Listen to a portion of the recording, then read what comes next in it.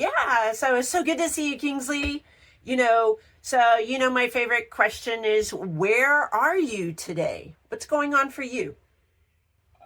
Yeah, thank you, Lisa. It's also so good to see you.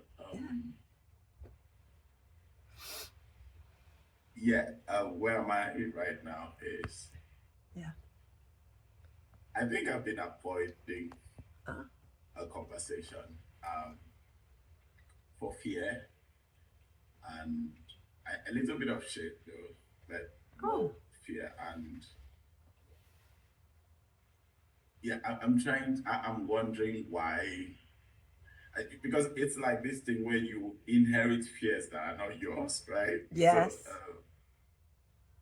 why I'm ashamed of talking about of being vulnerable of talking about the things. For example, right now I would like us to talk about Yeah. permitting myself to stop carrying things that are exhausting me, right? Ah, And yeah. yeah, I don't know why. I think firstly I want to us to talk about why I am afraid of having that conversation. Right? Because yes, I am exhausted, but why am I so afraid of admitting out loud Mm, that the things I'm doing for people that I love yeah, exhaust me sometimes? right. Right. So yeah. Yeah. So, you know, a fantastic question, Kingsley. And so many of us wrestle with having these difficult conversations or just hard conversations, right? Where it might require us to be vulnerable and honest and direct. And you probably have more of the answers here than I would.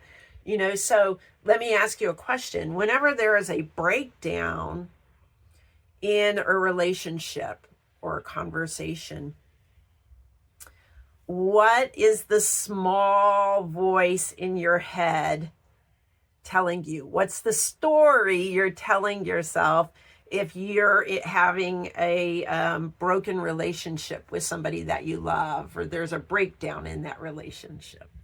What's the story that you start telling yourself? Yeah. I think that over the years I've built this odd ability to first blame myself, right? Yeah. And I start and sometimes the blame come in different ways. I might think that it is my fault for being friends with that person Mm, or for trusting the person, especially if the offense came from them. I'm the one who's been offended. Why? Because I have this feeling that I'm a smart person, so I should know how to choose my friends, right? So when those offenses come, I'm like, okay, you didn't choose right there. Right? So oh. I start scolding myself. Yeah, I think that's the first thing Oh. that happens to me. Okay. So let's talk a little bit about Yeah. that. Like, where did like if you were to kind of just think back, where did you learn that there was a right or a wrong way about choosing friends? Like, where where did you learn that, like, well, I just didn't make the right choice? I think this is something. I think this is something that is beat into our heads when with sayings like, uh, "Show me your friends, and I will tell you who you are." Right. So those kind of yes, Oh, exactly. So oh, okay. your friends, whether they are bad or good, they are a Oh, reflection of your choices. They are a reflection of your personality, and that can be sometimes. That can beat you down sometimes. You're like, hey, yeah, this is right. who you are. This is the kind of choices you make. Ah, yeah. So really, what I hear you saying, Kingsley, is you have a huge fear around what other people may think or believe or say about Wait, you. how did you get? How did you get there from where we are talking about. We're just talking about something generic. How did we get there? Right? How do we get there? Well, because I'm like listening super intently to what you're saying. And I know for you, right, is that this is kind of a root of for you that you struggle with, is that you're often concerned with the people around you and what they think about you. And I think we should be, right? I think To I some don't know that it degree, is a bad thing that you should and that right? you should care what the people you love, right? The people you love to have around you think about you. I Yes. don't know that it's a bad thing. Right, right. It's just if it drives everything, right? It's, remember how we talked about the pendulum swinging, right? It's not that it's a bad thing. Yes, you want to be able to be, part of being a compassionate and kind and caring person is being observant about, the other people in your life, right? Of course. And here's where the danger comes in. When what they think or say or believe about you drives you more than you are choosing to lead yourself. Okay? So where this, let me give you a beautiful concrete example, is that if what your mom says about you, or your father, let's say, right, says about you, drives your behavior, whose life are you actually living into? Are you asking that as an adult that I am, or generally? Yes. Yes, right. Children are expected to not know enough. Right? And their parents are supposed to guide them. Yeah, right. So this is we grow up, and we grow up as children and Yes. still stay within that loop, right? Of we do, but they know better. but we're grown adults now. So like we're responsible for leading ourselves and leading our own life. And so when we rely too heavily on somebody else's thoughts or words to guide how we're living, then we're not living our authentic best life. We're trying to live a life that pleases everybody else around us. And that is exhausting because you're not going to please everybody all the time.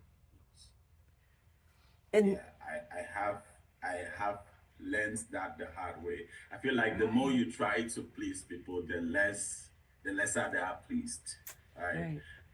Yeah, because human ones are insatiable. They are always going to come up with something, and it is really exhausting. It is exhausting. My question was, why am I even afraid to admit this to these people whom I love? Right? Why is it such a hard conversation for me? Yeah. That's what I've been dealing with. So, if you stop and pause, Kingsley, what's the story? What's the story you tell yourself? If I have this conversation with my mom or my sister or my friend, right? What's the story you're telling yourself that's going to happen if they don't like what you have to say? Right. I see it. So okay, I see how you jumped from point A to point Z.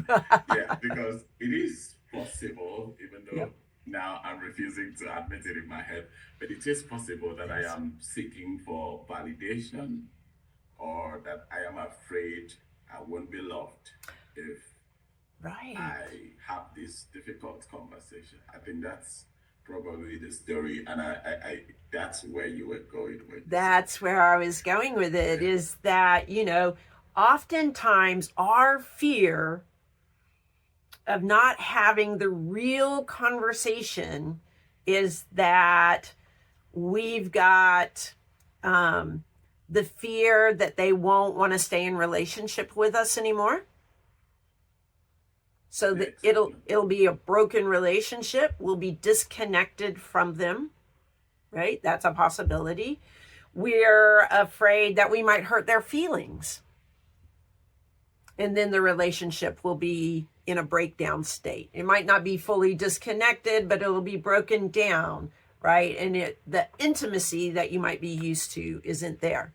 And so what happens is we let these fears, right, the voice of fear in our head, drive and prevent us from having the very conversation that might actually increase our intimacy with that person, might actually increase a deeper connection with them, might actually bring healing into the relationship because you were courageous enough to bring up the conversation that needed to happen. I think I also see how connected it is. Yeah. Right.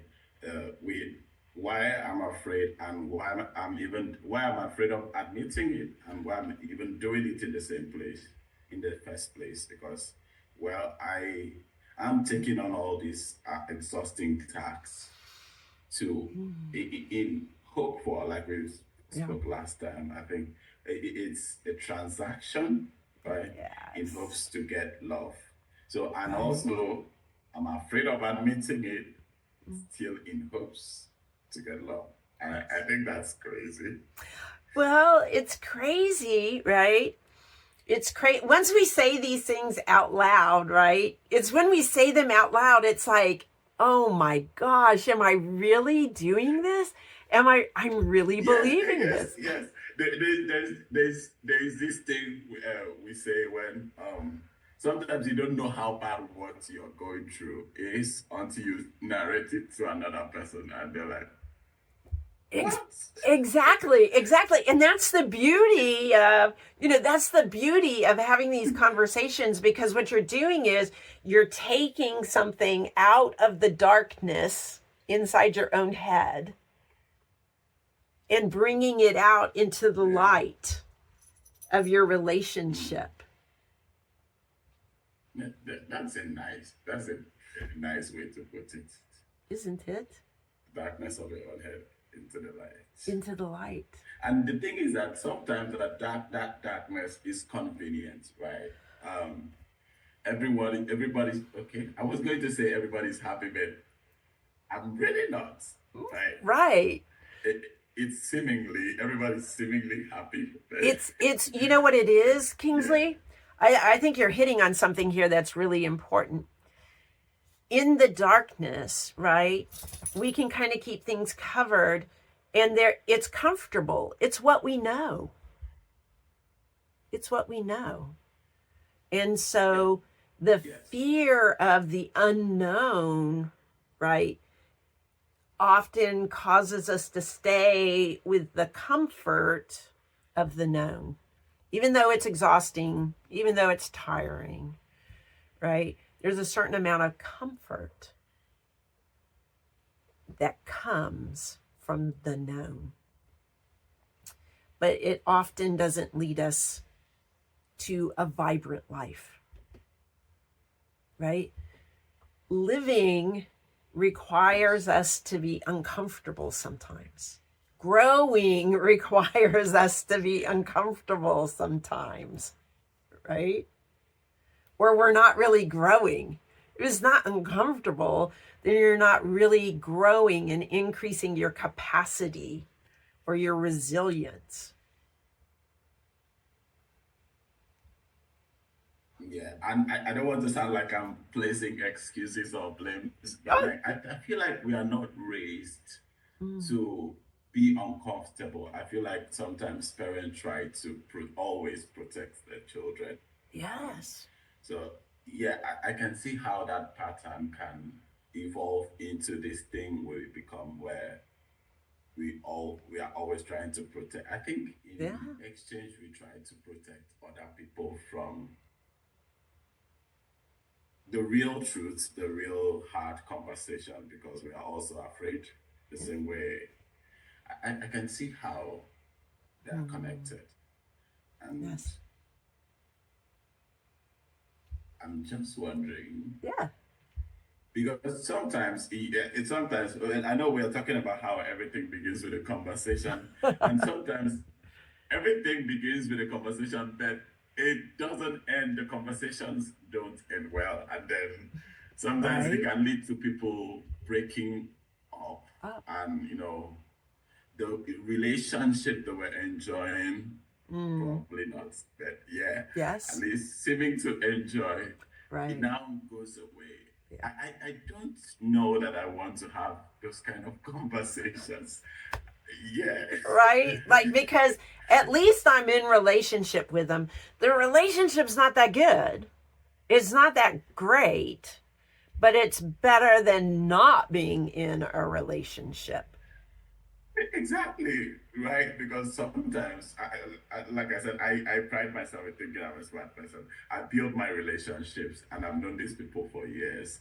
And then all of a sudden, you want me to have the conversation where I go back to not having friends I have known for years. I go back to being the Right? lonely Kingsley. I think I'll take terrible friendships.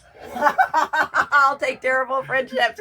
But what if, okay, see, but do you see how your natural default right now, Kingsley, appears to be that if I have a conversation, it's going to go badly? Okay, well, that's one possibility. But what are some other possibilities that could come from having a really great, vulnerable, and authentic conversation? What are some other possibilities that might happen? Yeah. So now you want me to become the optimist. No, I'm not. You don't have to. This is so fun, Kingsley. You don't have to let go of being a cynic if you don't want to. Okay, but right. But can we just see that there are other possibilities that could happen? Yeah, it is possible. It is possible that the vulnerability, the exchange, the conversation makes for even for better friendship, right? Yeah. You now know how you are hurting the other person, and you stop hurting them. So now it's Yeah. even a nicer relationship. You're happier. You Right. smile freely. There's no resentment. Right. You're more What are the connected. odds? What? Say that. Yeah, but what are the odds? What are the odds? So here's what I I do not like probability. here's I mean, I can only share from my experience is that yes, it is scary to have a conversation with someone that you're kind of experiencing some kind of upset or breakdown in the relationship. Yes, it's scary, right? It's just scary because there's a breakdown going on no matter what. And so what I would say is, you know, do you love and care enough for the person and for yourself to try to build something better? Are you open to wanting to build something better than where you are with that person at this time? Because the only way to get there is by being transparent, authentic, and vulnerable with the person. And even if it ends poorly, at least you are honest with yourself and you are honest with the other person. Right. Yeah. And I do want to be perceived as an honest person, so Right. yeah. Right. Yeah. So I see it, yeah. right. So Kingsley, if you're wanting to live an integrous life, a life where you're honest and in alignment with who you want to be and how you want to lead yourself, then you have to be willing to have these conversations.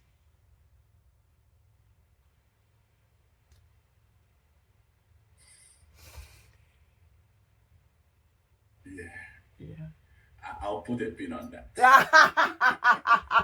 I love your honesty, Kingsley. Like, that's just, and you know what? Here's the thing is, like, this is the beautiful thing about leading yourself and living a courageous life is it's your choice. It's your decision to discern when you want to have the conversation. It's for you to discern the timing of the conversation. It's for you to discern, when to have the conversation, how to have the conversation. And it's okay that Instead of outsourcing it to other people. Instead of outsourcing. Oh, yes. We never outsource our conversations to other people. Yeah, because I feel like I'm chief of that. Like, whenever they want to have a conversation, we'll have a conversation. And that even goes worse, I think, because I might be, when I'm having the conversation, no. It's okay. Pause for a second and do what you need to do, Kingsley. It's all good. Okay. Yeah. Outsourcing the conversation has not really gone well for me because I feel like if I were going to have the conversation, I might be diplomatic. I might say it with empathy and kindness. But if I'm waiting on the person, they might be saying it when they are very angry or irritated. And sometimes when people it turns out it's not a conversation at that point. When people talk or air out their views when they're angry, it's a whole different thing, right? Right. And it's never good to have a conversation then. You're not having a conversation. Like if somebody is angry, super sad, frustrated, right? It's not a conversation. It's not a conversation that's going to be productive. Like if I were to kind of help discern when to have a conversation, when people are behaving, let's just draw a line, right? Draw a line. When people are below the line, that means their emotions are leading them, right? Their emotions are leading them. That is not the time to try to have a productive conversation. It's not.